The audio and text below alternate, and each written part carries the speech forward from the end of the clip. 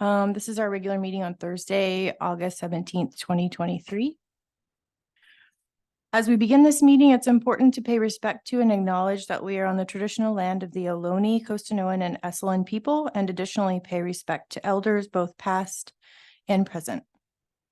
Roll call, please. President Swanson. Here. Clerk McNary. Here. Dr. Hazen. Here. Trustee Otmar. Here. Trustee Swanson. Here. Interim Jorn. Here. Thank you. Thank you. We definitely have a quorum tonight. Thank you all for being here. We missed you, Elliot, whenever you're not able to make it. I know it's not your choice, but we do miss you. I missed it too, so thank you for. Yeah. Adoption of the agenda is next on the agenda. So any board questions or comments regarding the agenda? I don't know. Go ahead. Yeah, we have some additions to the agenda, some changes. Consent item M, ratification of contract for services with Tacos Don Bento there's a revised contract. Copies are available for the public and in the board's trustee blue folders. Information and discussion item A, that's the superintendent salary range. We have an additional supplemental document, which was provided by the Monterey County Office of Education. Again, available on the website, and copies are in your folder. And then we finally have a walk-on item. It's Anna County overnight activities, boys and girls water polo. Again, copies are available to the public online and available in the trustees folders. Say that again. There's a walk-on item?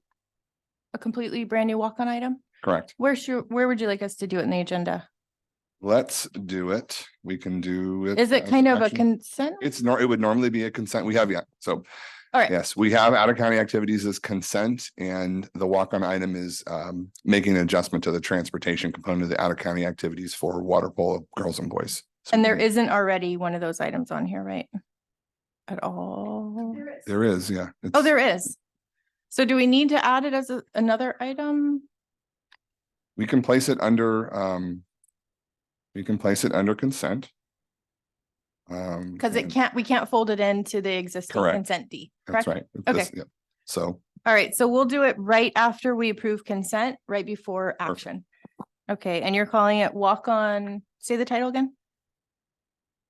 Out of county. yeah, out of county activities, Okay. boys and girls water polo. Thank you.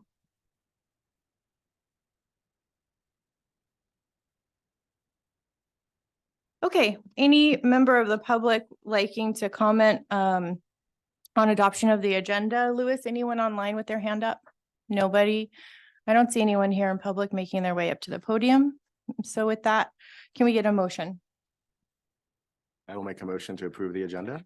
I'll second. Motion made by trustee Dr. Hazen, seconded by Carolyn Swanson. All in favor? Aye. Opposed? Thank you. Motion passes unanimously. Thank you, Mandy. Okay, next up is closed session. Going to identify the closed session topics. There's 4 listed here on the agenda. First is negotiations between, excuse me, collective bargaining session planning and preparation with PGTA for 23-24 school year.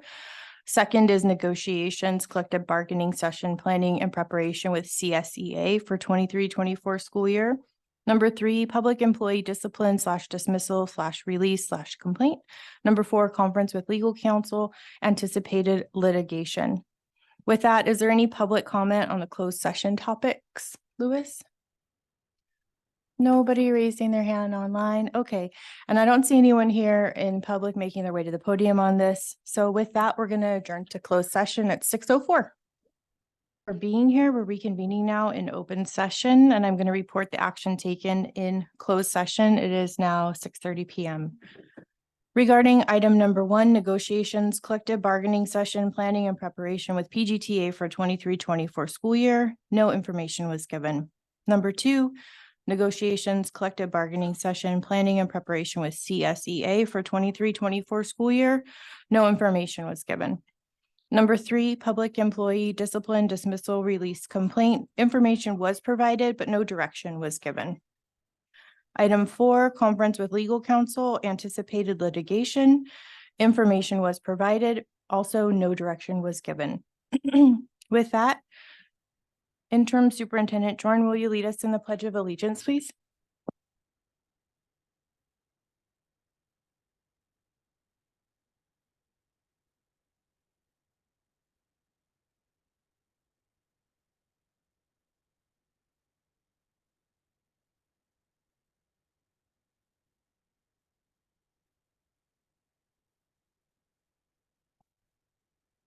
Thank you. Next up on our agenda is item 4, communications, and I will read off the written communications that I received as a board member. And other board members, if you could just be ready, if you have any to add, that would be excellent after I go through the list. So this is a list as of about 10 a.m. this morning. And just a little note about these, I usually, as much as possible, as much as appropriate, I read the subject line of the email that came in.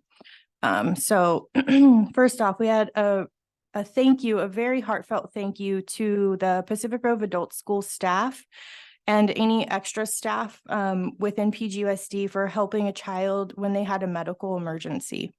We had information sent to us regarding a professional development that was called Interrupting Racism. We had an email regarding the intersection of Congress, Sunset, and Cedar. Some of us call it the 5-way stop. We had a kudos email regarding interim superintendent Josh Jorn and his help in sending out a health and safety email.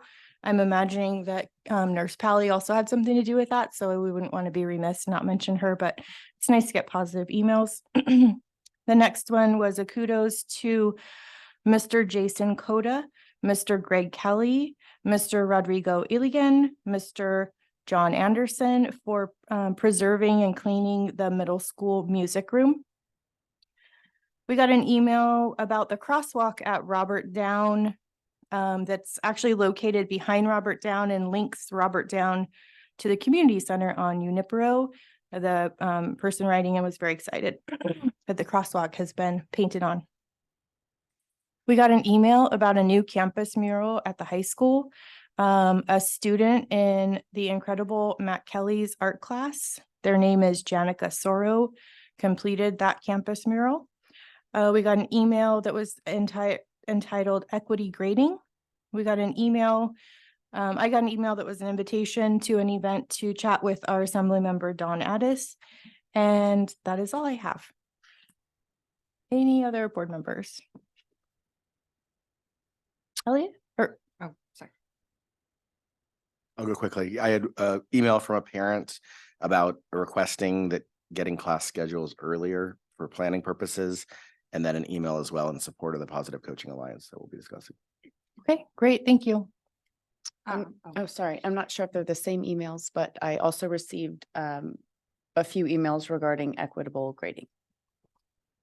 Thank you. I Trustee have McNary? additional emails from Community Human Services regarding their personnel, finance, and regular meetings. Trustee Brian Swanson? Nothing additional. Okay, thank you so much.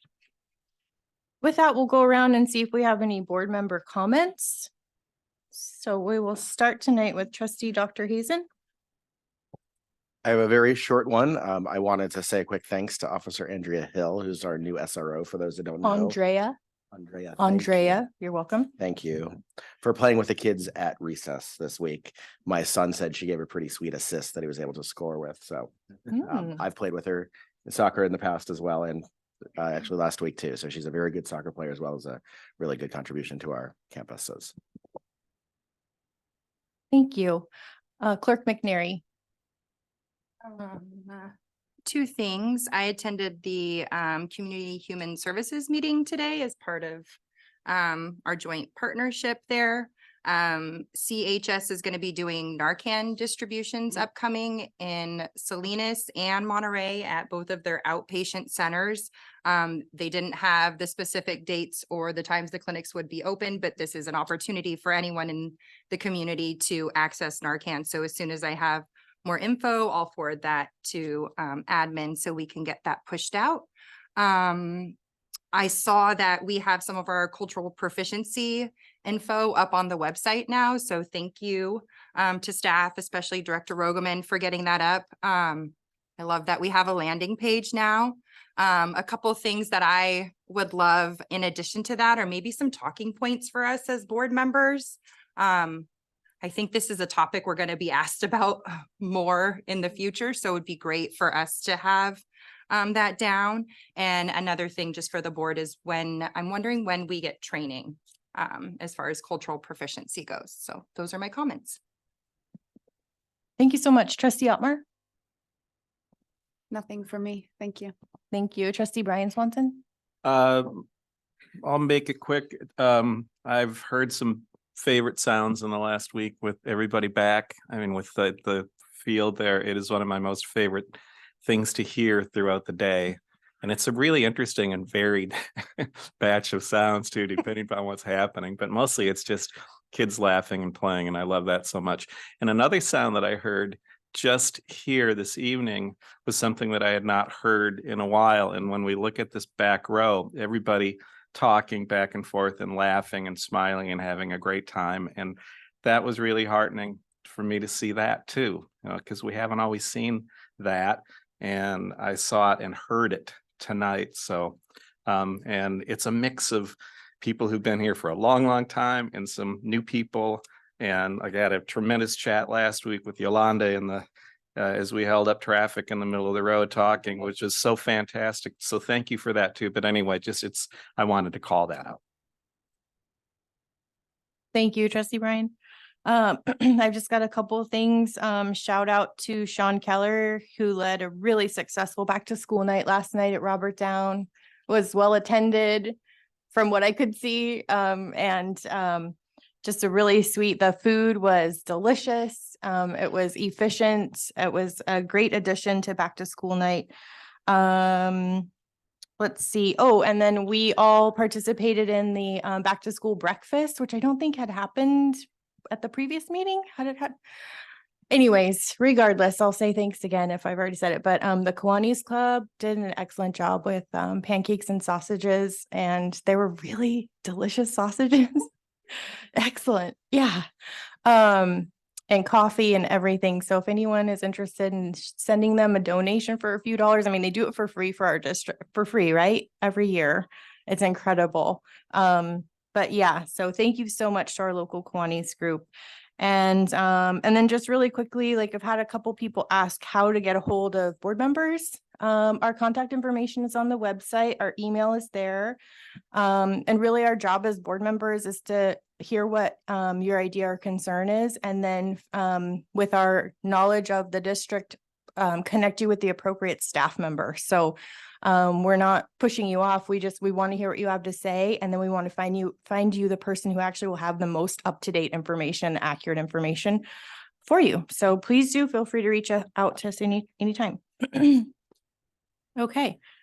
Thank you so much for that item. Superintendent report, anything? Sure, I've got a few things. Great first week of school. Kudos to all the site staff, teachers, administrators, for really getting everything together this year for the kids. All of our DO site staff visited the sites regularly. I myself was at every pickup and drop off throughout the district over the course of last week. Really cool seeing the sights and sounds as mentioned. Also, being a new TK parent is pretty neat. Andrea Hill, as mentioned by trustee Hazen, her transition has been really well received. The students seem to really like her and they're engaging with her. And I think that's great. I too attended back to school night last night at Robert Down. We do have other back to school nights coming up, and I'm sure staff will discuss them moving forward. But Forest Grove on the 24th, the high school the 29th, and the middle school is on the 30th. The crosswalk at Unipro and 14th, really happy to see that in place behind Robert Down. Gives the kids a much easier path of egress to the campus. The district did at one point look at moving the gate, but the cost benefit analysis associated with moving the gate it really wasn't the benefit. Just north of $125,000 to move the gate, because the district would have to connect that crosswalk to the closest accessible path of travel, which is all the way over where the lunch area is. So quite a distance away. And then one final thing here, the CBO and me couldn't let this one slip by. The Tran was a successful sale. The district was actually rated an SP1+, which is the highest short-term rating on the S&P scale. So just a positive note there on the end. Thank you. Thank you so much, Mr. Jordan. Next up in our agenda is individuals desiring to address the board. And this is any individual who would like to address us about a non-agenda item. And first we do PGUSD staff, and then we do community members. I'm going to read a quick disclaimer. that kind of sets forth the expectations of public comment. Public comment on any item of interest to the public that's within the board's jurisdiction will be heard. The board will also take public comment on each specific action item prior to board action on that item. Any individual wishing to comment on a specific item on the current agenda are kindly asked to wait until that item is being discussed. The board will allow a reasonable amount of time for public comment on each agenda item not to exceed 3 minutes per speaker and no more than 20 minutes per agenda item pursuant to Board Policy 9323. Speakers will be called sequentially until there is no speaker coming forward on the agenda item or the amount of time allocated for the agenda item has elapsed, whichever one comes first. The meeting of the Board of Education is a business meeting of the board conducted in public. Please note that the Brown Act limits the board's ability to respond to your public comment, and the board may choose to direct your items to the administration for action or place an item on a future agenda. And with that, can we start with PGUSD staff comments? And if you're online and would like to comment, please just raise your hand. And we have someone here up at the podium. Director Rogman, please. Good evening, trustees. Buck Rogeman, the Director of Curriculum and Special Projects for PGUSD. I just want to bring to your attention that we had a very successful professional development session after school during the collaboration period for teachers at the elementary schools. We have made a commitment over the next 3 years for the kindergarten through second grade teachers to use eSpark and for third through fifth grade teachers to use IXL. These are two supplementary computer adaptive programs that can be used as part of small group instruction as an independent station for students. And they have the ability for the computer to be programmed at the student's current levels and then try to grow the student from there. So these are both computer adaptive programs that'll be a nice resource for our teachers in their classes. And the initial feedback that we've gotten from the survey has been very, very positive from staff. Also, just wanted to let you know that in my travels around the district, it's the highlight of my day to get out to our sites, just as Mr. Jorn was saying. It's an absolute treat. I had the pleasure of stopping by Mr. Kelly's art class, and it was great to see, I don't know what they're called, but the new clay wheels, and the students are using those. And Mr. Kelly, you could see that he was really pleased, and you just want to make sure that we express the gratitude to the board and also to Assistant Superintendent Jorn for leading the grant distribution of the funds that paid for that. And also thank you to the governor for making those funds available for us. So they're being put to good use here. Thank you. Thank you, Director Rogeman. Lewis, is there anyone online with their hand up, staff-wise? Okay, seeing none. Mr. Sean Keller? Hi. Hi, good evening, board. Sean Keller, principal at Robert Down. Again, thank you very much for those of you that were able to come to the back to school night last night. I agree with you, President Kierland. We had a good time. So thank you again to our PTA who helped support that, and also to both Principal Arbrun and my fifth grade sunrise that was last Saturday. To both our PTAs, it was great. It was 5 years in the making, and I was really proud that we had that event, and we're not stopping. We're going to do more events that try to bring the fifth graders together so they can build some camaraderie before middle school. Just until the next board meeting, we have quite a few events going on for the PTAs. The Mix and Mingles is Saturday. I think they sold out, but that's only rumor. On August 23rd, we have our first PTA dine out at Pizza My Heart at the mall, and that's from 4 to 9. And on August 26th, we will be participating in the Monterey Bay Football Club, or the Union, back to school night over in CSUMB. That's at 7 o'clock. And we have on August 29th, we have a counselor meet and greet during the day from 9 to 10 on our campus. And that's all there for that piece. But I just wanted to thank Billy Mankey for her hiring, and for those of you on the management team that hired our new administrators. We have an incredible team, and welcome to the district. And I'm very proud to work with you. Thank you so much, Sean Keller. Excuse me, I may clear my throat into the mic. Lewis, I don't see anyone online. Is there? Okay. Next up, Principal Arbrun. Good evening, trustees. I just wanted to say thank you for bringing me on board and allowing me to be part of the Falcon family. We have hit the ground running at Forest Grove, and I am so incredibly proud of the hard work that our team has done just in these short 7 days. If you walked on site, you would think we had been running for over a month. I'm so proud of the routines, the procedures that our teachers have already established. Prior to school beginning, I sent out an offer to all of my team, offering to meet them all one-on-one for coffee. So when we started back for our PD, I really felt like I already knew everyone. And I am so excited just about who they are personally and also the family dynamic that Forest Grove has. But we started off our training together with cultural proficiency, and our staff has taken on the challenge of selecting a book from our library. We had spent funding over the summer to just grow our cultural books. So each teacher has been asked to take on the challenge of grabbing one of the books that resonates best with their students and sharing it with their students in front of them this month. We've also been brainstorming ideas for how to bring more of our families onto campus. We really want to see those volunteers come back, make our families feel included. We've also, in these first few days of school, established expectations for our students behaviorally. And we're so incredibly proud of them. They went on behavior tours. That means that they went to the cafeteria and learned exactly what that means in the cafeteria to behave.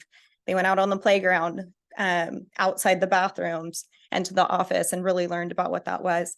And they're starting to really meet those behaviors, which is great. I'm a firm believer that if you tell our kids exactly what you expect, they're more apt to follow them. And we're seeing just that at Forest Grove. But thank you again for bringing me on board. Really looking forward to continuing to build with this team. And I'm super excited for everything that's to come. Thank you. Thank you, Principal Arbrun. Dr. Hagquist. Good evening, Board. Larry Hagquist, Assistant Principal, Pacific Grove High School. Just wanted to give you a quick update of what's going on at the high school. First week back. Well, we had picture day today, hence the tie. And we have picture day tomorrow and senior portraits on Saturday. We have a back to school dance coming up, our first back to school dance tomorrow. I've been excited as an assistant principal to have had zero little synergy reminders of incidents in the classroom. So that's been nice. So it's been a really smooth start that way. Campus looks beautiful, thanks to the grounds and maintenance crew and the custodians. The Roberts crew is doing a great job getting the numbers figured out for the food services. Our lines are moving swiftly through at lunch. And so it's been a relatively smooth start, and we're looking forward to keeping that going. That's it. Thank you. Thank you so much, AP Hagquist. I don't see anyone online. And is there any staff member who would like to come up and comment? No? No. John Anderson? No. Okay. Thank you so much. We're going to move on to community members who would like to come and speak on non-agenda items.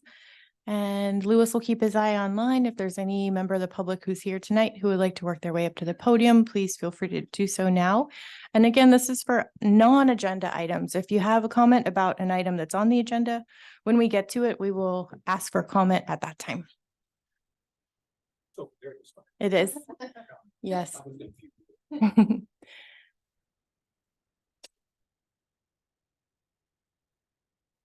Hi, everybody. My name is Mike Gibbs. I'm a resident of Pacific Grove. I serve on the Pacific Grove Economic Development Commission, and I'm here tonight just as a concerned citizen. As I think some of you received some letters, the district is training teachers on equitable grading.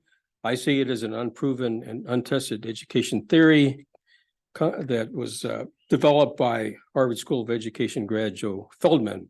I think the book has been distributed to a lot of the staff. In a January 23rd, 2019 Education Week article, Mr. Feldman said that he came up with equity grading because, quote, this is a quote from Mr. Feldman, traditional grading practices are often also corrupted by implicit racial, class, and gender bias. And I think there's been some discussion about, the basis of his theory and the purpose of it. And I think that makes it pretty clear. The deal is that I have the book. I've been kind of going through it with a few other people that the book provides very little data or research. There's some research in there, but not really about equitable grading. And the book was published in 2019.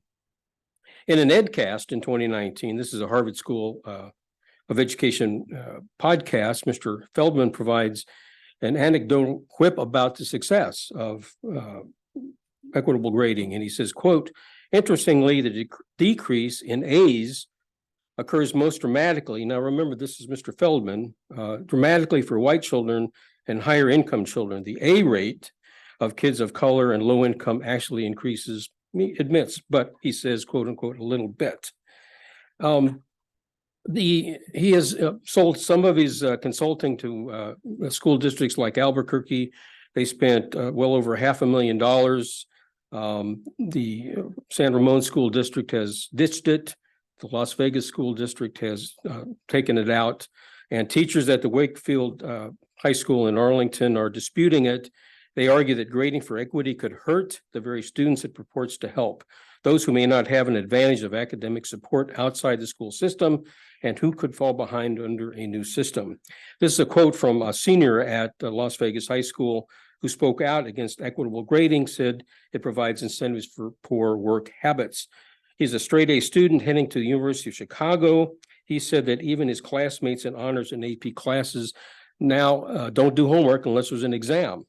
His quote is, "There's an apathy that pervades the entire classroom." So I'm just here to raise this as an issue for discussion. Let's talk more about it. I sent a late email to President Swanson suggesting maybe we do a roundtable, a discussion. I'll be glad to host it or help put it together. But I think we need to come up with practices that work and unleash the great teachers that you have here to do the work that they do best, which is educate and graduate world-class young people ready to change the world for the better. And I don't think this is it. I think we can do better than this. So thank you very much. Thank you, Mr. Gibbs, and thank you for respecting the time allotted. Thank you so much. Any other member of the public who would like to speak either online, you can raise your digital hand or you can make your way to the podium. Although I think our one member of the public just did. Can I go again? No.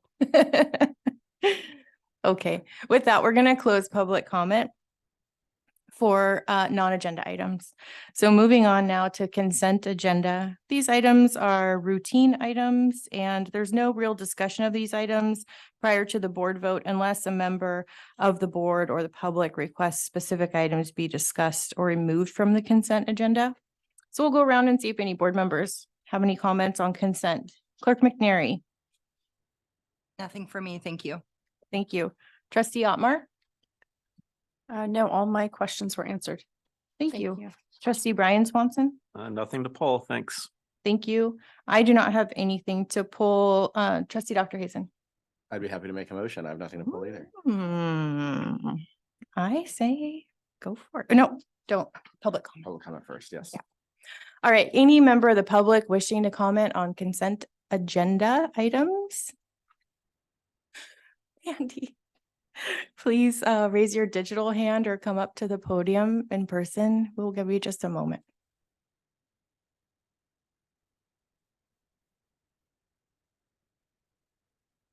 Okay, I don't see any members of the public wishing to comment. So with that, Trustee Dr. Hazen? Yes, I would like to make a motion to approve the consent agenda as written with the modification as well.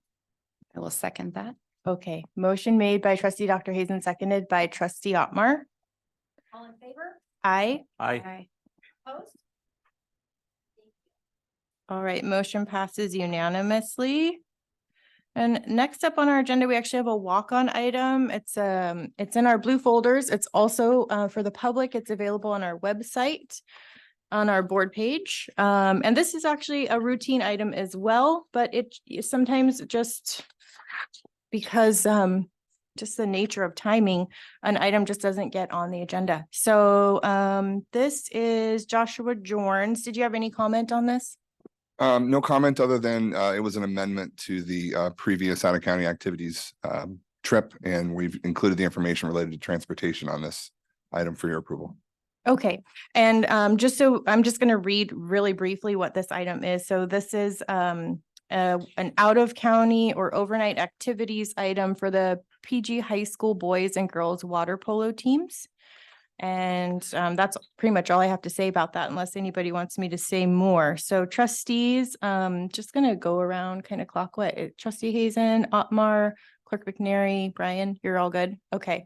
May I Any, just clarify one thing? yes. You had said it was overnight. I just wanted to clarify for anyone that does not have this in front of them. It's not an overnight trip with the boys and girls team. It is a day trip. So It is to just an clar- out of county, Yes. not overnight. Yeah. Thank you. Mhm. Okay, any member of the public wishing to comment? I'm gonna check online. I don't see anyone's hand up. And I don't see anyone here in person making their way to the podium. So with that, can we get a motion? I'll move for approval of the walk-on out of county item. I'll second. Motion made by trustee Brian Swanson, seconded by Carolyn Swanson. All in favor? Aye. Opposed? Thank you. Thank you so much, Mandy. All right, next up. Yeah. Okay, we're gonna take a 3-minute board break. We're gonna come back at 7 on the nose. And we are very excited. Our student representative is here and we're just gonna give him a quick orientation. All right, so we will be back board wise in 3 minutes. Representative Dario DiMaggio, did I pronounce that appropriately? DiMaggio. Thank you. Thank you so much. We're excited for you to be here. Thank you so much. Okay. So we'll discuss each item that's on the agenda. You have a copy of the agenda there for you. And we'll go around and I will call on you when we would like your input and you can give us your input on all these items. And we really appreciate your input. So thank you for being here. Yes, turn the mic on and it's that little button. Yep. And you'll probably want it to be about this close to you, but you can tell when you're talking into it. You'll know. Okay, we're back. Next up is our action discussion item, A, contract for services with Positive Coaching Alliance. And go ahead, Director Rogeman. Thank you very much. Buck Rogeman, Director of Curriculum and Special Projects. First of all, I want to welcome Dario as our student representative. I was bragging that you're a former Falcon, and so welcome aboard. It's great to see you there. The Positive Coaching Alliance is an item that we brought forward last time. And what this contract will provide are 6 coaching workshops over the next 3 years, two of them a year, so that we can make sure that all of the coaches that are paid with our stipends, as well as the volunteer coaches, receive training on techniques that are going to lead to a positive experience for our students. One of the main purposes of the Positive Coaching Alliance is to put the importance of coaching people ahead of the importance of coaching players. And so the whole idea is that they are going to use positive, thoughtful coaching techniques to lead to the best possible experience that we can have for our students. As part of this process, one of the things that we will do is we'll have an evaluation of the coaching sessions that are done by the athletic directors that are in attendance and ultimately responsible for this training. The coaches that attend the training will also be given a feedback form so we can see if the training is meaningful. And as part of that survey, we will see if the coaches have a commitment to employ the techniques that they're learning in the training, in the work that they're doing with our students. So we have a way to measure the effectiveness of the training program that we are doing. One of the benefits of the Positive Coaching Alliance is that they have the ability in their workshops to serve as many coaches as we send to these workshops. So that means that we have the ability to send all of our coaches to 1 or 2 training sessions throughout the year. We did some follow-up based on some of the questions and concerns that were expressed at the board meeting last time. I had the pleasure of talking with Kelly Kratz, who is the trainer of trainers. It's a very impressive title, but basically she is the person who trains the people who run the workshops for the Positive Coaching Alliance, that there's a certification for their trainers. She's the one that does the training so they can earn that certification to work for the company. She also passed on some reference or some resources that coaches receive when they go to the workshops, and those resources have been included in the packet. So you'll see some of the handouts that the coaches are going to get, and these are what are intended to be the takeaways that the coaches have in these different workshops. So the public can take a look at the content. I know that the trustees have had a chance to review the packet. A couple of other bits of information that Ms. Kratz was able to pass on to me is an assurance that none of the training and content of the workshops teaches that there are different social emotional learning benefits for boys and different social emotional learning benefits for girls, as was mentioned in the literature to promote that. That was information that came from that research study.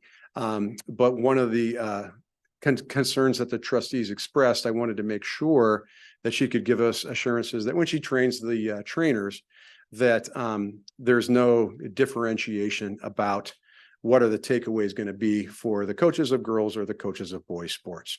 The one thing that she did say is that they do have a specific workshop available for some groups that request techniques and methods to encourage greater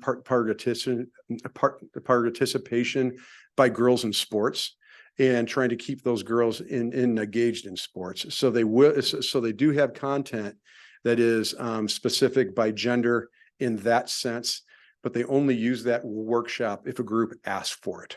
Okay, that's one of the services that they have. And finally, she mentioned that they have a Title IX officer that is part of the team at the Positive Coaching Alliance to ensure that all of their practices afford equal opportunity for all under the Title IX provision of the law. So there are some real nice assurances that are in place, and we're going to do an evaluation of the training process to make sure that it's meeting the needs of the district and to see that it has an impact on our student athletes as well as our coaches. So I'll be happy to entertain any questions from the board at this time. And I believe Lewis can confirm for me, but I think that Sean Karskadden, who joined us last time, is also with us this evening. Ms. Kratz would have wanted to be here, but she is taking a child to college. So good for her. Absolutely. Thank you so much, Director Ogerman. You answered a lot of the questions that were brought up last time. So thank you. I know you put a lot of effort into doing that research. There are kind of questions all over the place. So I'm just going to kind of pepper you with them, and you can just yes or no or whatever. Sure. So have we used PCA in the past? Recent past. Yes. So last year, we used the online training components that PCA has for middle school coach training. Thank you. Okay. And you're right.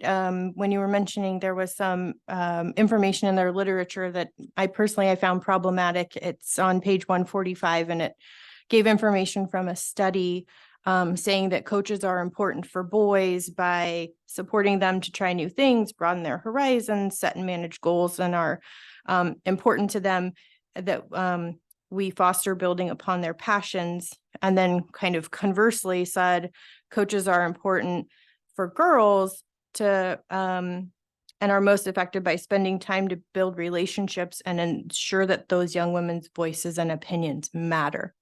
So that was where I found pause in this literature.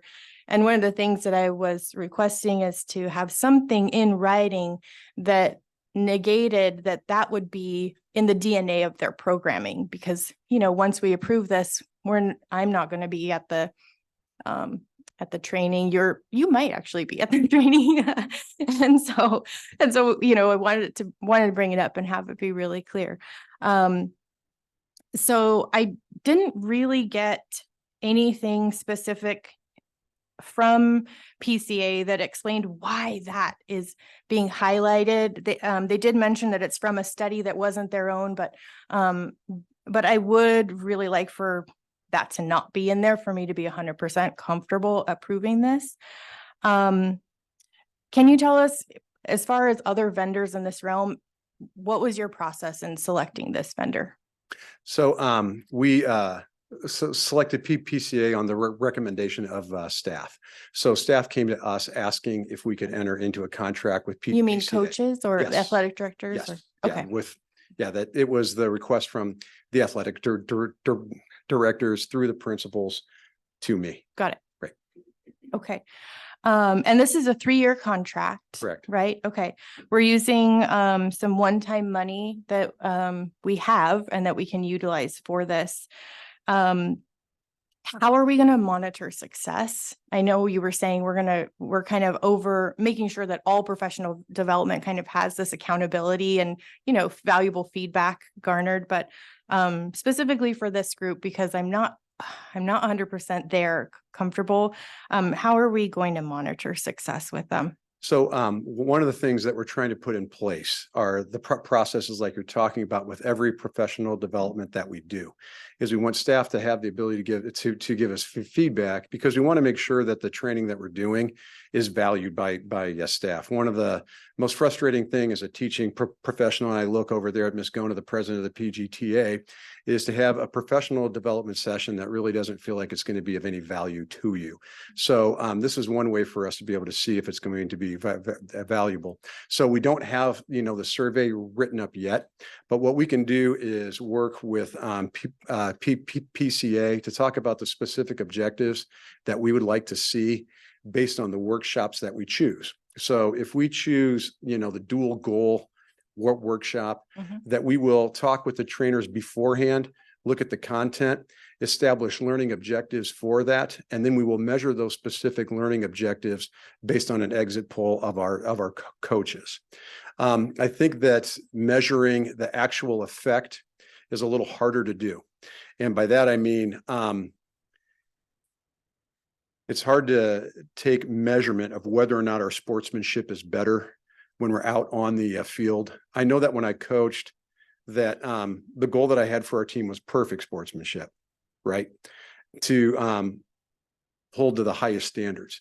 And I know that that's a value that our high school holds as well as the middle school, that when they go out there, we want them to represent us well, but more than that, be the person that they want to be when they're an athlete out on the field, and understand that some of the models that they might see in pro sports or on the television don't live up to the very best that sports have to offer. So I'm getting a little long-winded, but I think that we can measure the impact of the workshop and the learning objectives that are taught with the people who are going through the workshop. I think it's a little harder to measure the actual impact it's having on our athletes. Okay. Would you be open? They have some statistics on their front page, and they talk about, for example, 72% of PCA trained athletes believe their sportsmanship improved after the training. Would you be open to getting that baseline data from our athletes? And then at the end, maybe even halfway, 1.5 years in, or I don't know, it's a 3-year program. So would you be open to that type of data tracking? I think there's value to it, but before I commit to that, I would want to make sure that I talk with the staff that is going to be working closest with the athletes. So I'd want to make sure that the athletic directors, as well as the school administration, and more importantly, the coaches, right, that they're comfortable having that conversation with the students. I think it's a valuable one, because just by asking those questions of the players, what you are doing is you're establishing that is a value of Pacific Grove, that we represent ourselves first. And then I used to say our family second, and then our school third, in a way that all of those groups are going to be proud of us. Sure. Yeah. Thank you. My last question is just, will the athletic directors as well as the coaches receive this training? Yes. Thank you. Okay. Thank you all for your patience and my questions. I have them all printed out here. Trustee Dr. Hazen, any questions? Nope. Just thanks to everyone that provided information, and I'm fully in favor of it. So thanks for presenting it. Thank you, Trustee Dr. Hazen. Clerk McNary. No questions. Thank you for all of the extra energy you put into this item, including meeting with myself and President Swanson. I think you outlined the concerns that were there pretty clearly. And I understand that this is not a PG issue, that we can't get something in writing. That's a guarantee that, I guess, refutes the statement that boys and girls should gain different social emotional skills from playing sports. For me, that's hard to get past. So I don't have any questions. That's kind of where I'm at. I'm interested in hearing from the rest of the board too. Trustee McNary, if I may, one of the things that we can do is remain in a conversation with PCA and let them know that for members of our board, that part of the promotional literature is a difficult hurdle to get over. So I think it's going to be important for them to know that. I've already passed it on to Sean Cargascadden, who's our rep. And I've also passed it on to, Ms. Kratz. And, I think that just based on the kind of organization they are, I would imagine that they're going to appreciate that feedback. Yeah. Trustee Altmar? I just have a thank you. I fully support this. I think this is great. I'm grateful to you for caring so deeply about this district and about our kids that play sports. And I'm just grateful. So thank you to you. Happy to do it. Thank you, Trustee Altmar. Trustee Brian Swanson? I appreciate you bringing this back with additional explanation. I don't have any questions, but again, I did want to say, it's like, I think it's important, it's like that you used it a little bit last year. Everybody who's recommended it, it wasn't like you pulled it out of thin air and said, oh, I saw this. It's like, you guys have already taken a really hard look at it. And I think it's important for us as a board. I've thought about this a lot over the last half a year, really. It's like, we hire professionals and you're all vetted. That's why we hired you. And so to a great degree, it's like we have to, and we do put our faith in you to bring these things that you've already taken a look at it. And I'm sure you've gone over it, very, very thoroughly. So that alone for me really is almost enough. And then you go and you explain things further to us to make us feel more comfortable. So I just wanted to make sure that got said too. And if for some reason we're 6 months into it or a year into it, and it's like, wow, this is not at all what we thought it was going to be, I trust that everybody is going to recognize that too. I don't think you're just going to throw it out there and then turn your back and walk away from it. So. Absolutely. We want to make sure that we're getting what we hope to get out of it. And I know that PCA, that's their mission too, is to do a great job training coaches. So I think we've got the right group. Great. Thank you. That's all. Thank you. Student Trustee DiMaggio. I think it's a great idea. Sportsmanship is a very key identity to PG, and I think it's a great idea to continue that forward. Thank you. Really great first comment. Excellent job. Okay, we're going to go out to the public, see if there's any public comment, either online or in person. Ah, yes, wonderful. Looks like we do have someone here in person making their way up to the podium. We'll keep an eye online. Yet again, I was not going to say anything, but Please do. Laura Leagona, many hats, teacher at the high school, and also a parent of an athlete who's graduated and a current athlete that's junior, 3-sport athlete.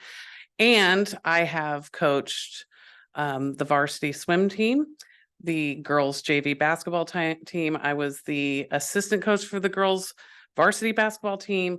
I've coached 6th, 7th, and 8th grade girls and boys basketball at the middle school. And I have been a coach for Pony. That was, don't base your vote on my win-loss record, but I would like to really commend and I was for a brief moment the athletic director during COVID, which was a great time. I would like to commend Mr. Rogaman and our athletic directors and our coaches for taking this extra step. And I hope that you do pass this. The state CIF requires training for all of our coaches. it is a very passive way of training. They watch videos. So I've done all these videos. I've also done in-person training, and I can tell you the two differences are there. It's just amazing what you get when you're sitting with colleagues, talking about scenarios and really kind of getting to know each other. I've also done a PCA workshop through Pony. Pony Baseball has used them for many years. And it really is about taking these amazing people who are willing to give up an insane amount of time for what is better pay this year, but it's still, they will never get paid enough. And to show up to work with our students and be, for a lot of them, another mentor, sometimes just a shoulder to lean on. And they are there for all the right reasons. But we need to do them right by giving them the training, because sometimes they're coming from a background where they had coaches who weren't there for the right reasons. So that still kind of sticks with them. And we'll see it come out working with the coaches at the high school. We have amazing coaches. They are good people. They are good members of this community, and they just want to be better. And a program like this gives them that opportunity and gives us that opportunity. And I think it makes us a shining star in the county that we are even talking about this. So I really urge you to vote yes and to bring PCA to the district. Thank you. Thank you. It's valuable input. Thank you. Louis, anybody? Nobody? Okay, so we're going to close that public comment right now. Trustee, does any trustee, I'm just going to look and see, does anyone else have anything they want to add or say? No. Okay. All right. With that, I'll make a motion. I'm thinking I'll make a motion, approving on staff's, recommendation, but having staff come back at either the 1.5 year mark or whatever mark you deem appropriate, honestly, to just 1 year, to just give us a follow-up. And that can be in the form of a board email. I mean, it doesn't have to be necessarily at a board meeting. It can be on the agenda too, if you wish, but that would be my motion. So long-winded motion. So I move to approve on staff's recommendation with a 1 year checkup. Does that make sense, Josh Jordan? You want me to change that? Okay. Okay. So with that, I'll second that. thank you. So motion made by Carolyn Swanson, seconded by trustee Brian Swanson. Mandy, do you mind? Aye. Aye. Opposed? No. I have a question. Yes. If I would like to vote yes, but not with modification. You don't want to follow up? No. Okay. So we actually have a majority who voted in favor, but with the modification, so that will pass. Is that correct, Josh Jordan, parliamentarian? Okay. Thank you for your question. So what we have, okay, so did you vote aye, Laura, for the initiative? So you. Mhm. Aye. Will you do it again? All those in favor? Aye. No. Okay, so motion carries with the amendment. We had McNary in opposition. Parliamentarian, does that meet your approval? Okay, thank you so much. Okay, moving on to board calendar, future meetings. Josh Jordan, do you have anything? I do. The only comment I have related to the board calendar as established right now is we have a September 14th special board meeting for self-evaluation. So I was going to pose a couple of questions to the board and then potentially offer a potential change on that schedule. Why don't you offer your change? Yeah, now? so the first one would be that our unaudited actuals are due to the county office by the 15th of September. We are going to run up very, very close to have the unaudited actuals finalized through the SACS reporting, ready for publishing by our cutoff date for the meeting on the 7th. So I would like to add unaudited actuals to that special meeting. Okay. Thank you. Any other potential changes? No other potential changes. Okay. go around, and this one I'm just gonna kind of look at the board members. Anyone have anything for this item? This is our board calendar, future meetings, anything you want to add to the calendar, change, take off?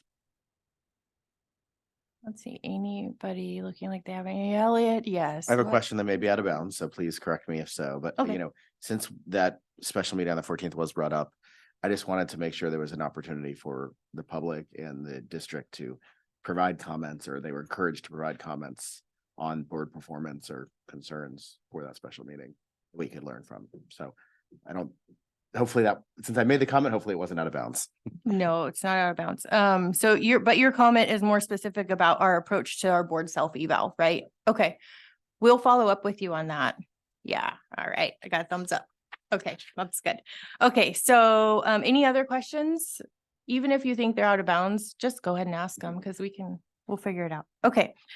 Okay, so we're gonna go out to public comment for this item. So Lewis, anyone online? No. There's literally not a member of the public in our boardroom, so I don't see any of them coming up to the podium. So with that, and student trustee DiMaggio, do you feel like you got a opportunity to comment on this? Yes, I did. Okay. I'll make a motion to approve board calendar on staff's recommendation with the unaudited actuals at September 14th meeting. I'll second. Who said that? Me. You did. Okay. Motion made by Carolyn Swanson, seconded by Clerk McNary. Aye. Opposed? Thank you so much. Motion passes unanimously. And with that, we're actually rolling right along, and I know we have really great momentum, but we're gonna take a 5-minute board break, and I'm gonna send a text message to our lovely contractor for superintendent search, let them know that the next item is there so that they can be here. Robert, did you have a question? Okay. All right. So we're going to take a 5-minute board break. We'll be right back at 7:32. Thank you. Just give everyone a few moments.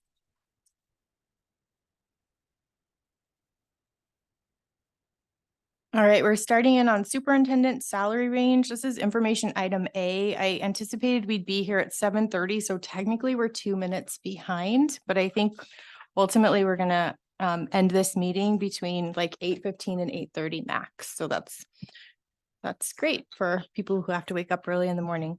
All right, so we've got Dr. Eric Andrew online. And Lewis, if you don't mind unmuting. This is a superintendent salary range item. There is a really great table that was provided by Mr. Jorn. That's actually a public document that I believe MCOE generates. They do, and it's currently on our website as well. And it's currently on our website as well.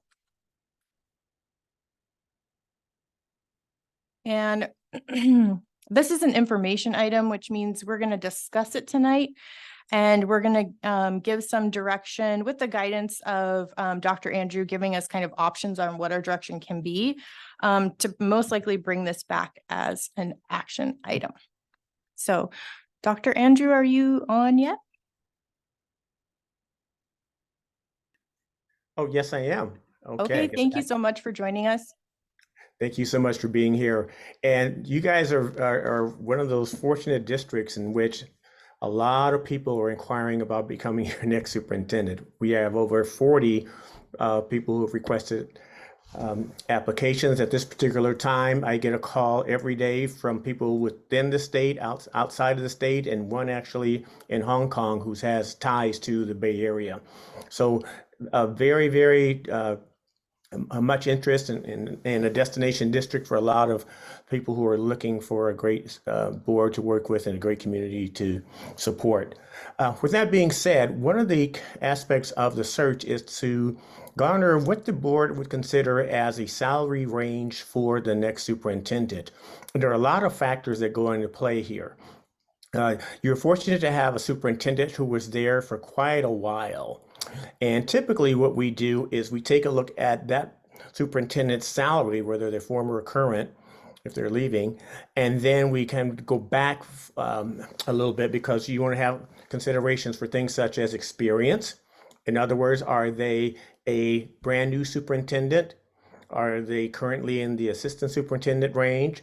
Are they a veteran superintendent who has maybe 5 or more years of experience? So those are some of the considerations that we want to talk a little bit about today. In addition to that, when candidates call, and particularly as we get closer to the September 7th deadline for turning in your application, they're going to want to know roughly what is the salary range. We don't have to be specific because, as I said, there are a lot of conditions, and that salary will be negotiated between the district and the candidate themselves. But it's always nice to have an idea of what the salary range would be for the candidate. So to make sure that we don't recruit anyone whose salary request is way beyond what the district is able to afford, or that those who are encouraged to apply know that it is a salary within their means as well. I want to really thank Josh for his work in terms of getting that document to you. Is very, very, very helpful. One of the things that we sometimes do and encourage boards to do is to take a look at the districts by which you currently compare yourself to, whether it be through negotiations or any other aspects as well. So that's just another factor that you could use. Doesn't mean you have to, but I would like to engage the board in that particular conversation about what would be an appropriate salary range. And the range can be pretty wide. It doesn't have to be, within $10,000, for example. Sometimes it's as much as 30,000 and so on, depending, because we know that typically a first year superintendent doesn't make the same as a 9-year superintendent coming into a district. Thank you so much. You got it. Thank you, Dr. Andrew. And just a quick point of clarification about the application. So I know that on your Leadership Associates homepage, you have essentially like an interest form.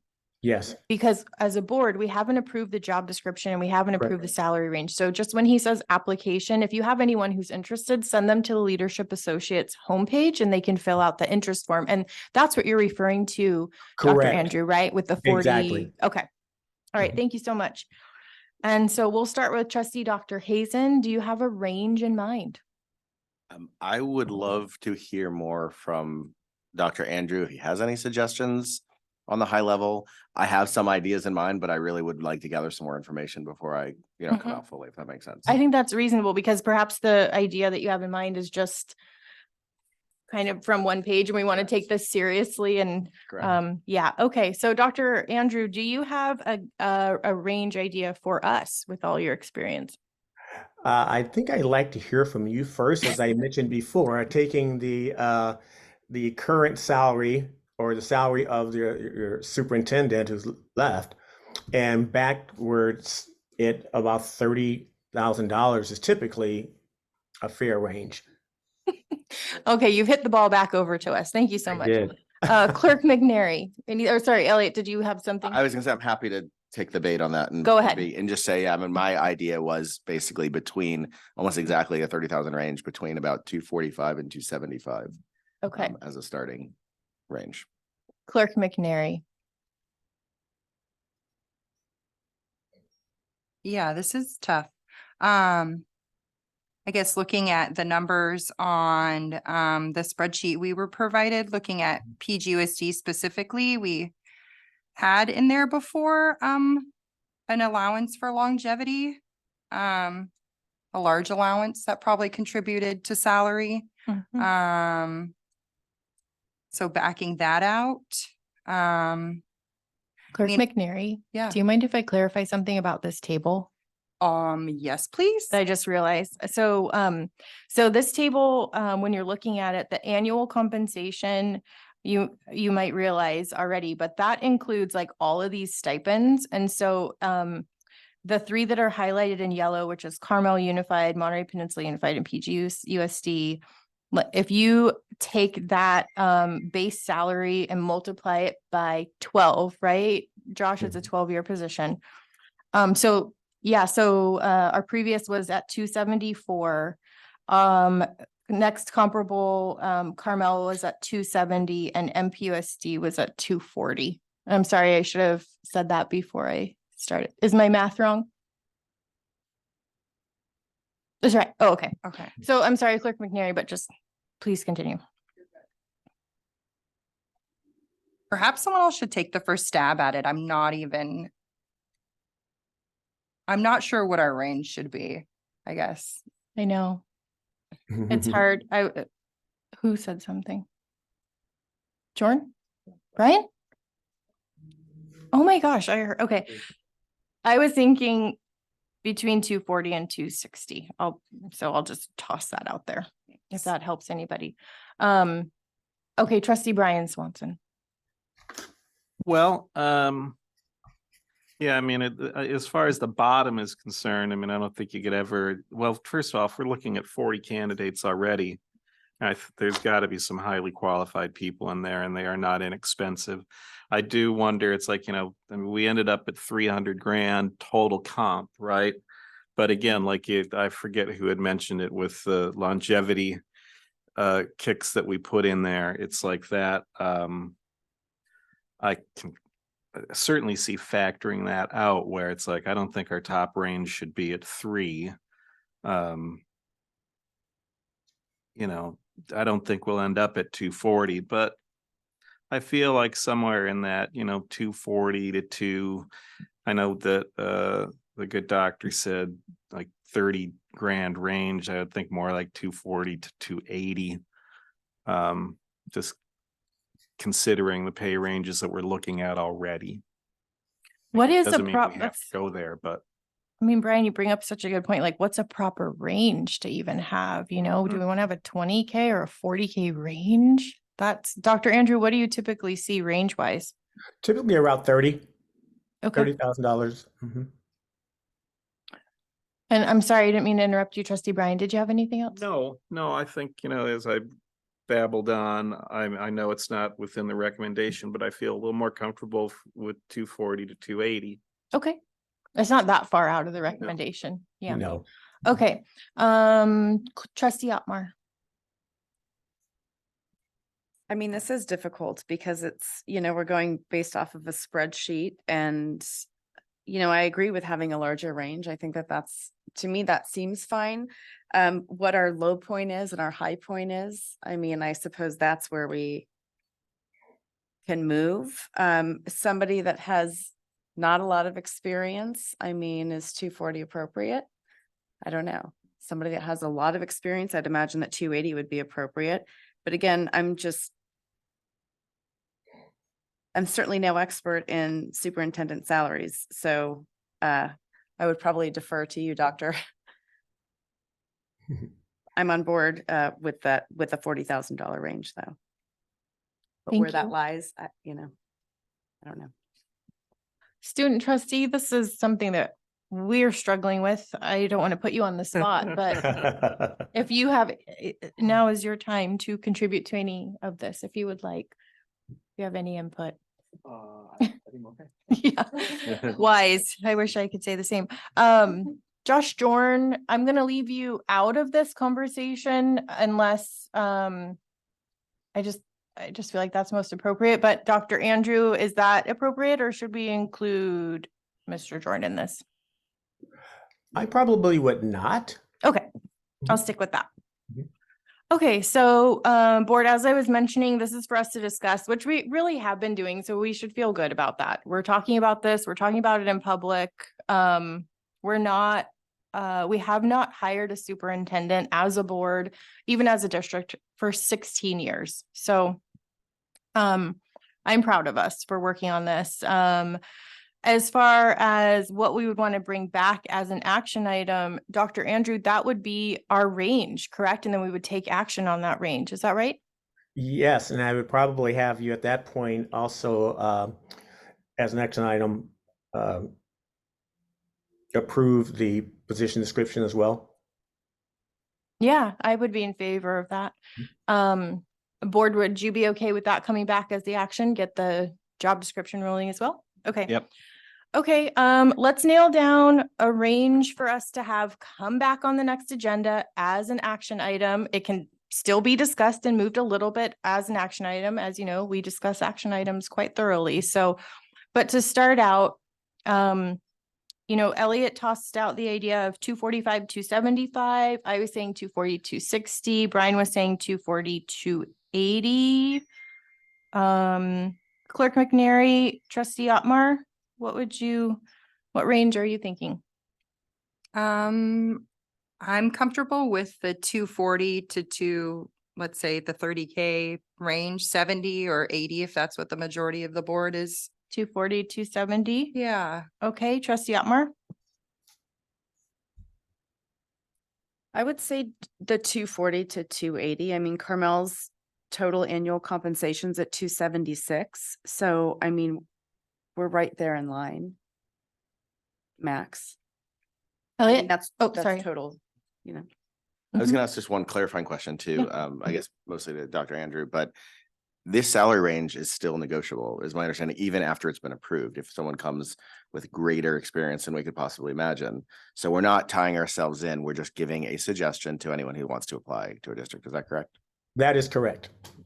Just for the record. Yeah, I think the only place we get hung up, and I cannot imagine that happening, is if we came in and our ideal candidate, we were like, yeah, we love you, and it's gonna be 220.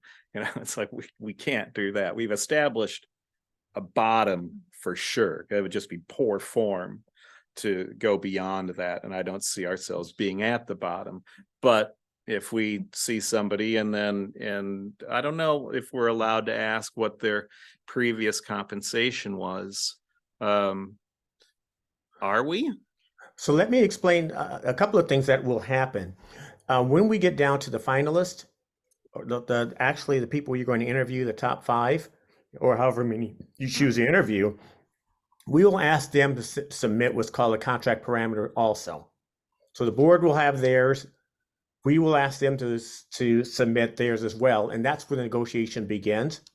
And we have an opportunity to help with them in terms of, yes, you're right in range. But it is always negotiable. This is only a range. The range can be changed based on the experience and any other circumstances that come about as a result of the interview process.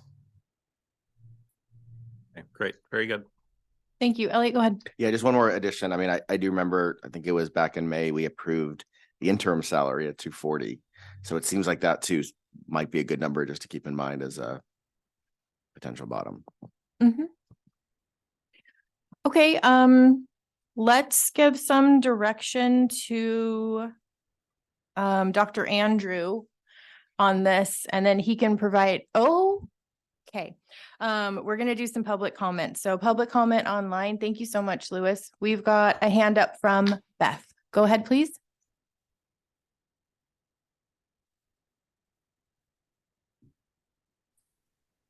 Okay, can you hear me? Yes. All right, you didn't think I was really not there, right? Okay, I just wanted to give a little information on when you're looking at your chart here and comparative superintendents. One thing that you want to take into consideration is when Dr. Porras was hired, there was fewer amount of admin support staff on board.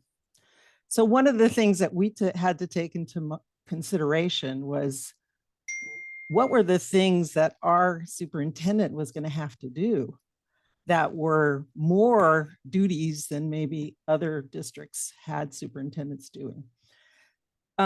Since over those 16 years, we've added a lot of staff. So that's just something I think you should take into consideration instead of simply looking at those annual compensation numbers with the comparative districts. Because of course, Carmel has got a lot of staff, way more than we do. So that's just something to weigh when you're looking at what is a reasonable salary. Okay, thank you. Thank you, Ms. Schmatz. Any other members of the public, including staff members who are here? If you want to comment, you're absolutely welcome. Okay. Louis, thank you for alerting me someone was online, and Mandy too. Thank you so much for alerting me to that. So we'll close out public comment right now, and we'll come back to the board. And let's give Dr. Andrew some direction on this. So we've all heard kind of the range. We can have one of us make a motion, pick the range that's their favorite. If we like, we can go around again and discuss and try to nail down a range as 5 people and try to. I still like 240 to 260, I'll be honest, because it's negotiable anyways. And when we have our candidate. Dr. Hazen? I was just gonna say 240 to 280 was the one that seemed like it was being spoken up more about, so I was gonna go with that, but Okay. I would be happy with 240, 260 as well, but again, because it's negotiable, I don't feel strongly at this point. Okay, it really is an estimate. It's a range estimate. Trustee Otmar? I'd say 240 to 270. Maybe we kind of meet in the middle. Okay. Clerk McNary? 240 to 270. Okay, so 2 for sure in favor of that, and Trustee Swanson, Brian Swanson. I'm fine with that. Okay, so at least a majority and probably all 5 of us. You got anything? Okay. All right, so Dr. Andrew, can you provide staff with an agenda item for our next meeting, which is on September 7th? September 7th is our next regular board meeting. It's a Thursday. With a estimate range of 240 to 270, as well as a draft job description. Okay. Sounds good. And we don't need to make a motion or anything like this because this is an info item in case anybody was like, where's the motion? So info item completed, public comment, check. Board direction check. So moving on now to review of the 22-23 actual and 23-24 estimated property tax revenues. Mr. Jordan, this was really informative in the packet, but I hesitate to just skip over any information you want to give us just because it's so important for our district as basic aid. Do you have like a quick version you would like to give us? A quick. Or we version. can go around No, no. trustees and see if they have specific questions. Whatever you wish. Let me attempt to do a quick version. I'm not going to go through the entire document. There's backup documentations as well to the info item, which are our actual property tax revenues. That's attachment A. And then our actual cash flow summary, which is attachment B. That's the Fund 01 fiscal 12 form. And I show all the highlighted actuals received. I would say that the takeaway is we started out the beginning of the fiscal year with a prior CBO and a prior budget that I inherited. And that projection was at 5.5% in new property tax revenue over the prior year.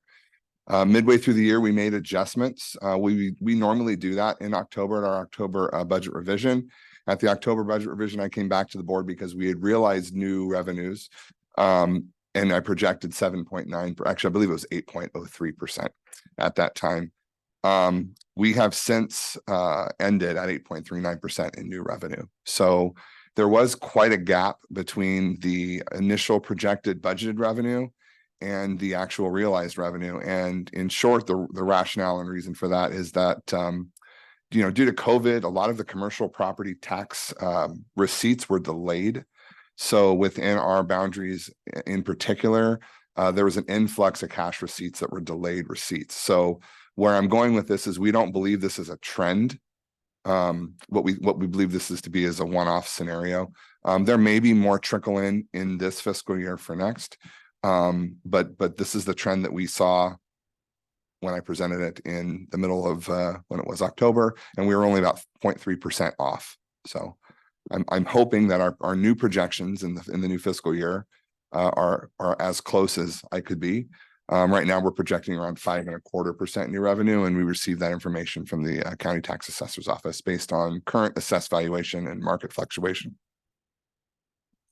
Thank you. Yep. Very much. If anyone would like to read more about that, it's on page 1, starts on page 163 in the packet. I just want to point out our student rep already is on page 163 and following along for this exact item. So thank you so much for paying such close attention. Clerk McNary.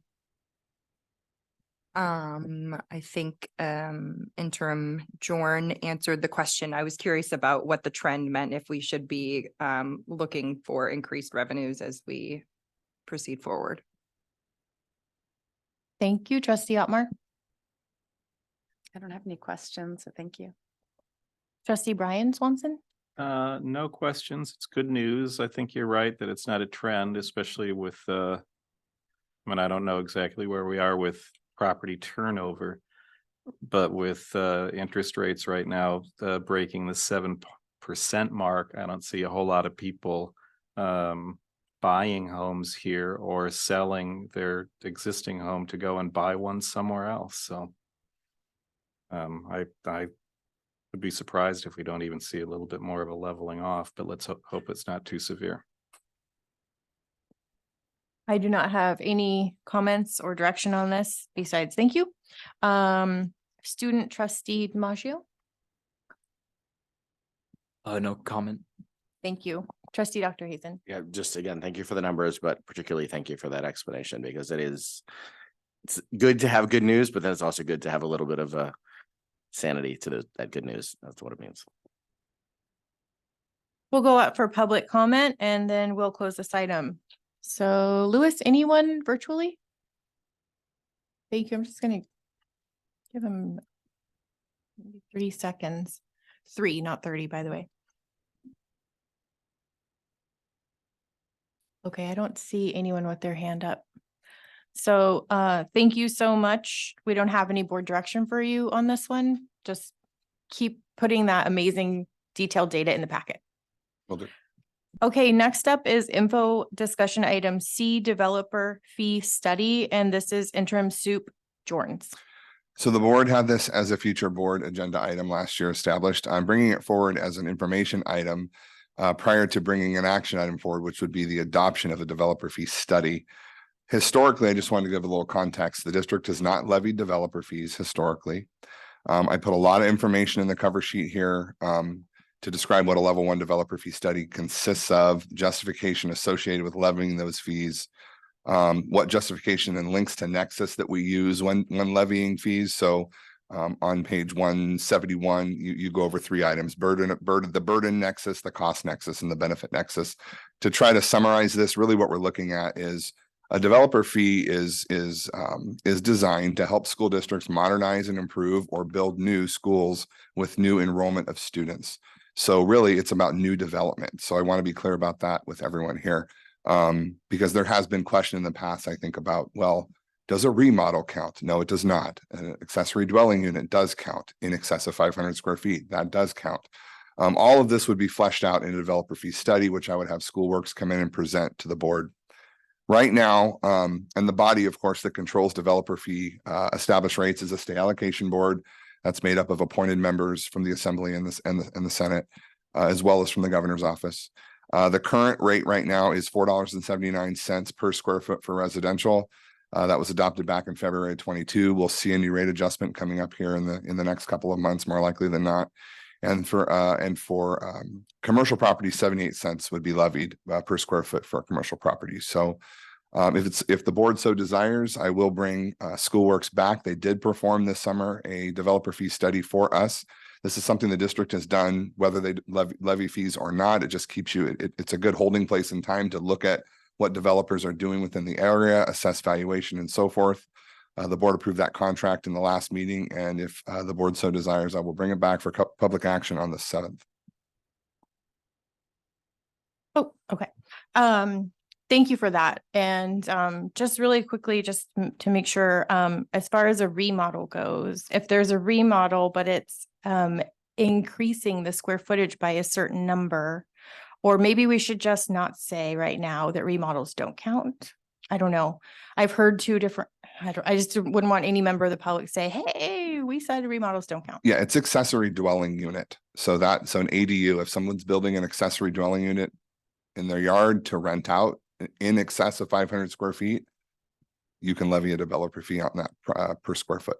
Yes, but when you say a remodel, like, say someone buys a 1-1 and keeps one wall, remodels it and puts a 2-story house on there that could hold a very large family with children that would come into our district, that may qualify for developer fees. Is that To correct? my knowledge, that is not the case, but I would like to have the experts when they present this Okay. to the board. Me too. Yep, for Okay. action item. Yeah, to my knowledge, that is not the case. Okay, well, either way, we're gonna make sure we give accurate information Yep, out to the exactly. public. Because my information is just definitely not as accurate as Josh's. So, okay, so let's do some board comments and then we'll go out to the public. So any member of the public wishing to speak, please raise your digital hand now. We'll get to you in just a moment. Trustee Otmar, anything? No, but I would like to see it come back. Thank you. It's perfect. I didn't have to ask. Trustee Brian Swanson. Let's bring it back. Yes. Okay. Myself, bring it back. Trustee Dr. Hazen. Yep, I say the same on bring it back. I have some questions. High level, I'm happy to ask them now since it is a discussion item, or we can wait till we bring it back. It's totally. I say let's wait because, I mean, save them though. Yeah, no, I will. Keep Yeah, that's 'em. fine. Okay, are you okay waiting on them? Yep. Okay. Yeah, that's fine. Clerk McNary. Yep, let's bring it back. Okay, and student trustee, any comments? Yeah, let's bring it back. Okay, so this item, because it's an info item, we don't do an official vote, but it definitely appears that we have a quorum, if not unanimous, to bring it back. Thank you so much. Interim Superintendent Jordan. Next up is review of district enrollment for the first day of school overall projections for 23-24. This is on page 173 of the, what's Mandy? Of the packet? No, not for me. Oh, yeah, thank you so much. Can we do public comment on developer fee study? Please, if anyone is. I'm gonna wait until someone raises their hands, but I don't think anyone's gonna raise their hands on this one. Okay, I don't see anyone raising their hands. We do look forward to, though, a robust, I will say, a robust public input section, because part of this item coming back is a really thorough community output, multiple communications out in publications, et cetera, et cetera. So this is not just like we're gonna, bring it back just for the board. This is like almost a campaign of information that will be coming out. Is that what you would say, Josh Jordan? That's correct. And I actually included on page 172 the timeline that does show the notice of public hearing, Yes. copy developer fee that's required to be sent out to the public. And, anyway. Yeah, and it's we're all here. required to do that. It's all So required. in it. this Yep, is a whole government code. system dictated by the state. And we embrace that. So thank you so much. And thank you for reminding me about public comment. Okay, info item D, review of district enrollment for the first day of school and some projections for 23-24. I looked this over in the packet. I do think maybe some members of the public or staff members who are listening and watching would love to kind of get a summary. Josh Jordan, if you don't mind. Not at all. So on page 173, I show a 10-year summary period. Those are our actual enrollment numbers. As you can see, we've, dipped down from just over 2,000 students to just under 1,800 students. Total projected district enrollment in 23-24 is 1,766 students. And we do know the decrease, of course, but there is an increase in our lower grade levels right now comparative to last year. One of the problems that we're seeing, or the results that we're seeing, is that the larger grade level bubbles are aging out. But this year we had a trend of almost double the initial TK students coming into our district. So hopefully that trend continues. On August 9th, the first day of school, students reported were 1,776 students. As we note here in the cover page, there could be a delay. We're gathering the information from Synergy report, which has been produced. And due to the timing of the board packet, we may be a little bit off.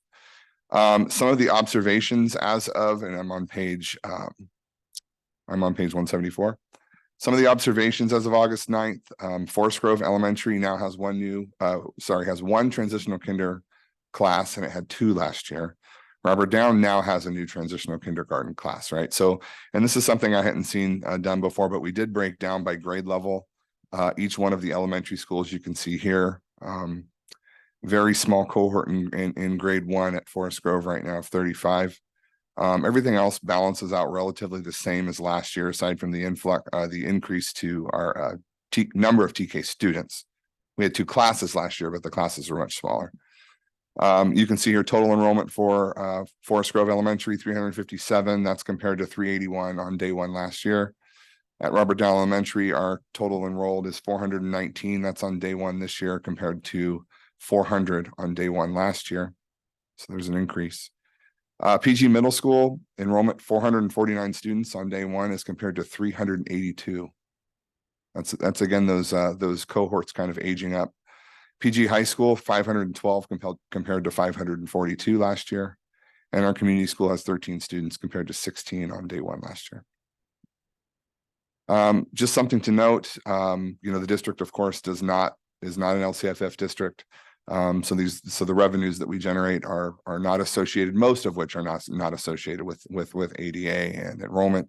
For our specialized programs, restricted resources, some of our title funds, they are based on ADA and enrollment.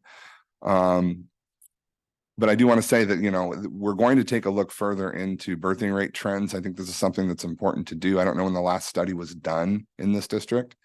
What we've been doing is basically what I just presented today, day one versus day one comparisons. I'd like to dig a little deeper, which I plan to do, and I'll do a report out at the end of the year when we do enrollment projections for 24, 25 with some more of that data. And we're going to bring a consultant in to help us with that as well. Just helps us project out. I'd like to do a 10-year birth rate projection. I don't know if that's something this district has done in the past, but if the board's willing to entertain that, I think it's important for us to know what's going to happen with our district moving forward. Number of students, number of facilities, a number of classrooms needed, number of teachers and support staff. It would paint us a pretty good picture. So with that, any questions? Thank you. Trustee Brian Swanson. No questions, just appreciate when these numbers always fascinate me. I love to just look and see what happened with one class compared to where they landed the next year and try to guess what's happening. Not the foggiest idea, but it's still fun to look at, and appreciate you putting it all together. Would you be interested in approving that study to study birth rate, birther, you say? Absolutely. Birther Absolutely, I would. Okay. Thank you. Student trustee DiMaggio. No comment. Thank you so much. Trustee Dr. Hazen. Yeah, just a quick few things. I noted one number that just jumped out at me was that grade 1 at Forest Grove. I wasn't sure if there was any information you could provide on that. I'll pause for a response and then go to my next ones afterwards. Right. Well, it was a small kinder class the prior year, right? And similarly, we have a small TK class in kinder this year. So we're going to see that trend next year with the first graders as well. But what this is projecting in the out years is potentially either smaller class sizes or less classes associated with that grade level. Thank you. Perfect. And then my next question was, and it is, I know something that's come up before, is I would love to get numbers on departing students as well, because you're saying day one, but like when we have students leave mid-year, is there a way to find out, even if it's just a quick survey, like why'd you leave? How do we do something like that, just so we can start tracking that a bit better and see if there are some, potential reasons other than 7% mortgage rates and increasing property prices, or maybe that is the main reason. Military families that have to leave, by default. Yeah, I'll speak with Director Binder on that. I mean, we can definitely track the students that are leaving. The question is the rationale. But I think we could further explore, an exit survey, so to speak, to determine what and why. You're correct. A lot of the time it is military families. We do have a high volume of military families coming in and going out. As it speaks right now, our numbers today, looking historically, they have changed between September and let's say October, the end of October, because a lot of military families do come in those months. So there are some changes. So yeah, that'd be great to further explore that. So I'll talk to Director Binder and see what we can pull Thank together. you. Yeah. And then, sorry, one last real point. You mentioned the issue of not issue, but like the one-time state block grant funds and the annual lottery revenue. Is that a continuum? Like, so every time we lose 5 students, we lose a little bit of access, or is there a cutoff that we should be aware of? Like, Yeah, no, it's based on ADA, average daily attendance. all right, thank you. Thank you, trustee Dr. Hazen. And then I just wanted to make a point when we're talking about our funding and making the point that the overall majority of our funding does not come from our attendance rates, but it comes from property taxes. Somebody might be wondering then, why do they care about declining enrollment? We would have less students to teach, but we would get the same amount of money because the money is on the property taxes, not on how many students we have. But the value in having our enrollment at a certain level, and maybe as a board, we need to kind of have a goal level, is that our programming for our students, our special classes, you know, maybe like if there's an AP class that there's only an enrollment of a handful of students where it could be enough students to actually warrant a class. We can give a better education to our students if we have kind of a sweet spot of population and enrollment. So is that something we should look at, is trying to kind of have a goal? And then maybe we go so far as to say, hey, we're not going to necessarily open. I would love to open up our borders. But maybe we do something where I was reading MCOE has something where if your parent works in the boundaries of the district, maybe you could qualify to be in PG schools, something like that, if we are truly trying to increase enrollment in that sweet spot. So do we want to have kind of a discussion, not about that I can hear sweating from here, but do we want to have a discussion about sort of an aim, like what is a sweet spot of enrollment? I mean, we're kind of getting towards the bottom right now, I believe.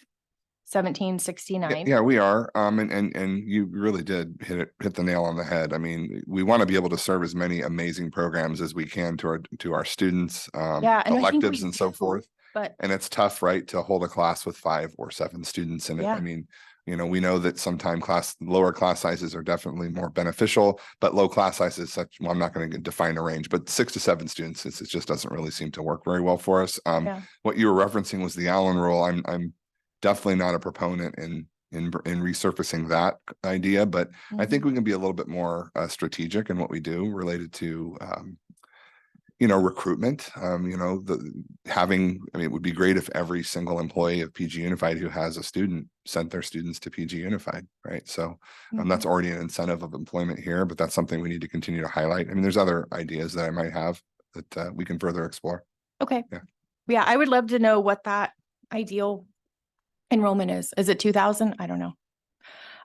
Okay, so that's my 2 cents. Clerk McNary. Yeah, I think we hear about declining I mean, at least from watching meetings, I've heard about declining enrollment being an issue and presenting an issue for our programming. So I love looking into what would be ideal so we can maintain the best programming for our students. Lost my train of thought. I'll leave it at that for now. I'll come back to you. Yeah, if it comes back. It'll come back. Okay, Trustee Otmar. I had a question about looking at birth rate trends. Have you seen that in other districts and it's accurate? I mean, I would imagine here that, military families, all of that will start to play in. Same reasons possibly students are leaving the district. Families may leave the district once they have a child. So I think it's really interesting. I just don't know in this area how accurate it would be. It could give us like a ballpark perhaps, but. Yeah, so where I've seen this in the past, I worked in the Central Valley, we had growing districts, right? So those were very important to building out master planning. So all of that was kind of a precursor to overall facilities master planning. And I've seen them be very beneficial to the district because also there's a lot of facets that weigh into that, like developer fees, which we just spoke about, and going from a level 1 to a 2, many different things tie into that. So very beneficial for districts that are growing, usually not so beneficial for districts that are in declining enrollment. However, my thought process in bringing that up tonight was just to give us kind of to try to look at a 10-year trend, because, we're also looking at modernizing schools. There's a lot we're looking at doing and focusing some of our funds on. And, if we're going to continue down the path of declining enrollment and we don't have any other information that tells us there's a new influx of students, maybe we start focusing those funds in, more specific areas on our campuses, because at some point down the road, not every single wing will be full of students. So that's where my mind was going with it. Thank you. So a student trustee, remind me if I've already asked you on this item. I can't recall. You have not. Please go ahead. But yeah, I think increasing our goal to the 2,000 range would be really good, because in PG, I think one of our biggest weaknesses is our low student count. And now seeing that we used to have 2,000 students, back in 2016. I think that would be a great goal and would be really great to solve a lot of issues in PG to have that greater student count. And have you seen that, trustee DiMaggio, at your school, maybe with class offerings or sports, or how have you seen that play out? Oh yes, in sports and clubs, there's a lot less numbers than I recount seen. Yeah, in sports and clubs, yeah, definitely. Thank you so much. Thank you. Thank you. Let's go out to the public and see if they have anything they would like to contribute. Oh, Director Rogeman, please go ahead. Good evening. I think that one of these things that points out, you hear us talking about our cultural proficiency work, that we want to value all of the diverse cultures that come to our school and ensure access for all.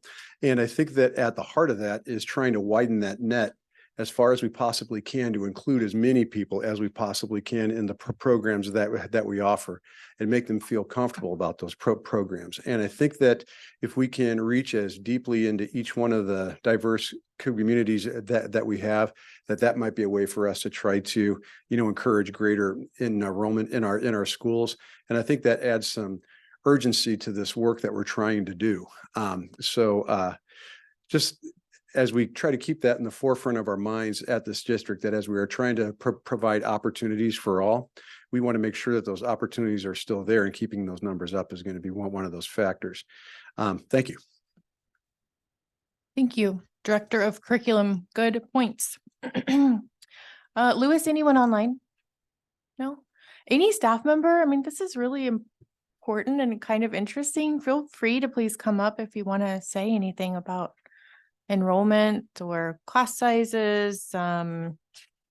It's only 8:17, so I'm still within my goal of, not goal, but estimate of, anyways. Anybody? Okay. All right. Coming. Okay, wonderful. Okay. Christina Luciano, please go ahead. Good evening, trustees and community members. I am a first grade teacher at Forest Grove, and also a parent of a TK student and a fourth grade student. And as trustee Hazen mentioned, we have very small numbers in first grade this year. But after having 24 kids last year, 17 feels like a dream. I'm able to do things that I wasn't able to do last year just for sheer numbers. But I did want to raise a concern as a parent that our youngest population of students, our TK kiddos, are with 24 kids in a class. And although our TK teachers are absolutely amazing and wonderful, having 24 students who are closer to 3 than they are 5 is quite daunting. When I had 24 first graders, it felt like 30. So I can only imagine what 24 TK students feels like. So I just wanted the board to really keep those numbers in mind as we move forward, making sure that those students in our youngest grades are really supported and getting the attention and individualization that we value in PG. So thank you so much. Thank you for your comment, Ms. Luciano.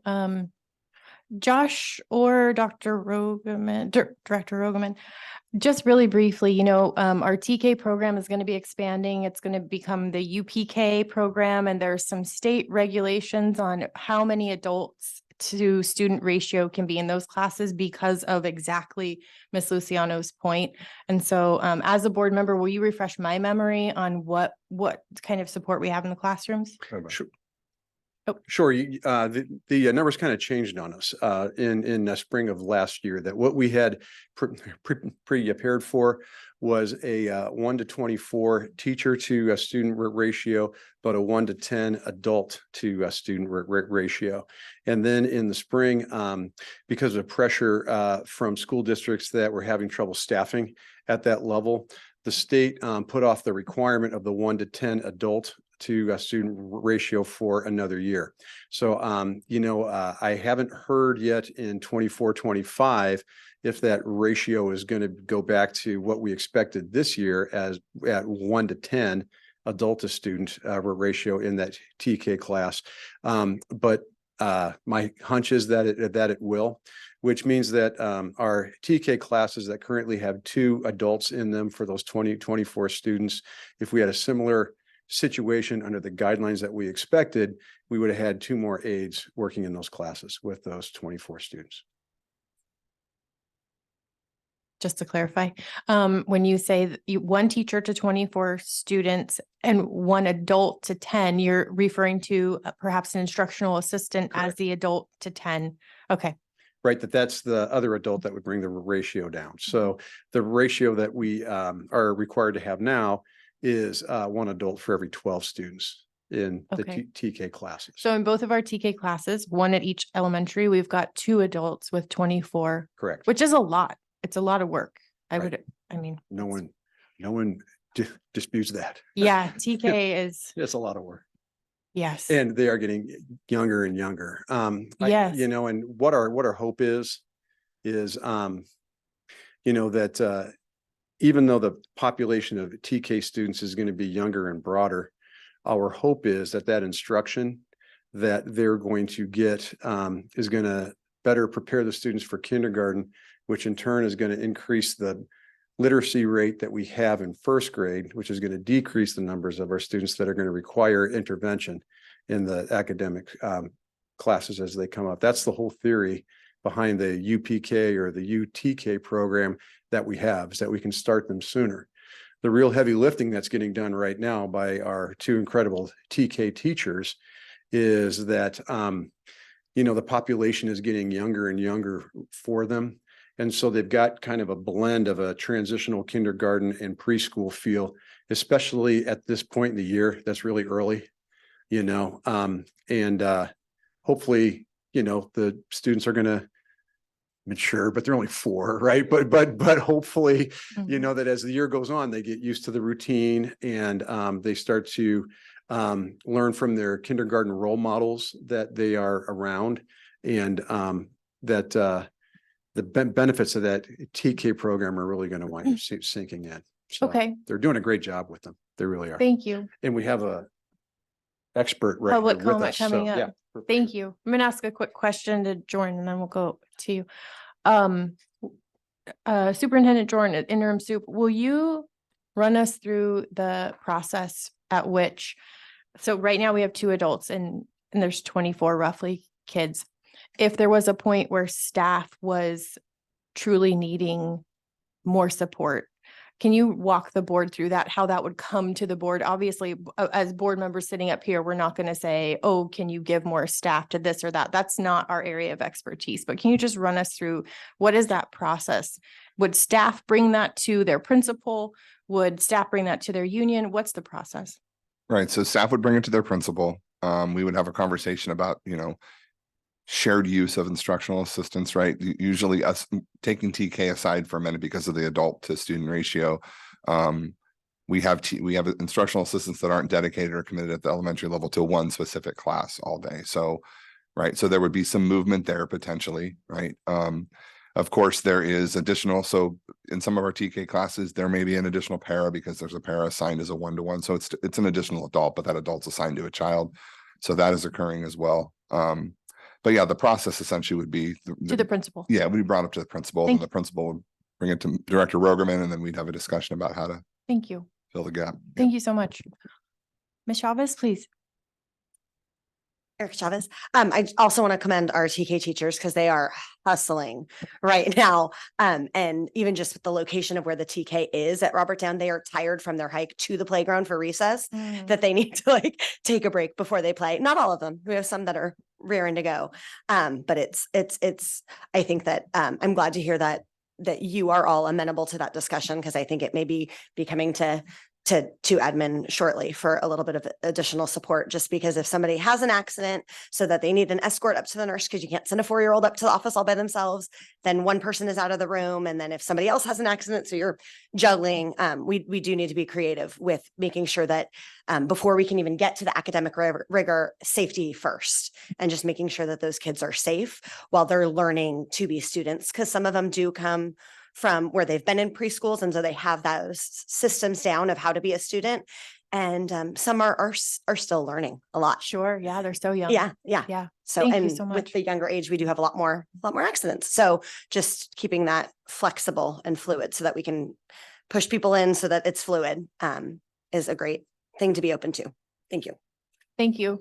Thank you so much. Yes, go ahead. Just one more comment. Mhm. I think too that when we're looking at next year, and I realize we just started this year, but one of the things we're always trying to do is look ahead. And when we project the enrollment, we've been growing at a rate of about 12 to 15 students a year. So that would put us in like the low 60s, which would require another teacher. Right. And so then hopefully what we'll see are numbers closer to the lower 20s next year when we open up a third TK class. Thank you. So, Thank you so much. And our TKs right now, they're going to max out at how many students? 24 is the maximum that they're allowed to have. In the document, we have 24 at Forest Grove and 23 at Robert now. And those numbers are still accurate even today. I believe so. Wow. Okay. Okay. Thank you so much for that discussion. Any board members want to contribute to that? Brian? McNary? Trustee Otmar? No, but thank you to those TK teachers Yeah. and to you, Mrs. Chavez. Yeah. Thank you. You guys do a great job. Trustee Hazen? Trustee Dimash? Okay. Thank you so much. We've gone out to public comment. We've gone around to the board. So I feel like with that, we're going to move on to our last item, which is future agenda items. I did not hear a future agenda item kind of come up through the discussion tonight, but if anyone else did, please let me know. Please just say it out loud. We'll put it on.